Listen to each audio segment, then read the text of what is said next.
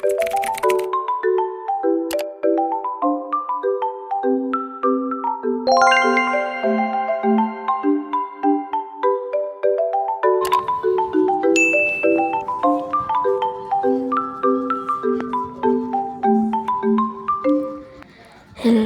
mga kabamers, so pupunta ako yan sa tindahan kasi sinugo ko ng mama ko na bumili ng sabon para panglaba.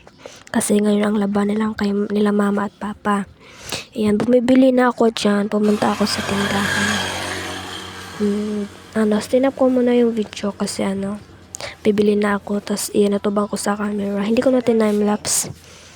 Nag-video na lang ako dyan. Nisabi ko yung daw ni isa. Ayan.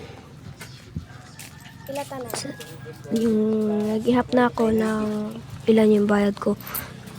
49 lahat yung bayad at meron pa akong sukling piso.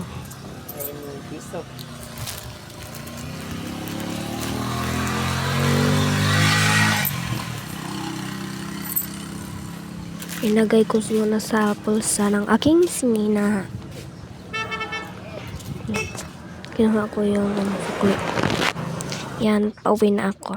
Yan, nag-timelapse na naman ako. Pauwi na ako dyan para ibigay ang sabon sa aking mga magulang. Yan. Ako dito. Kasi napapagod ako sa kasaka doon. Yan, sinod ko muna yung payong linagay sa lagyanan. Tayo nakita ko dyan kasi nasangko yung ko.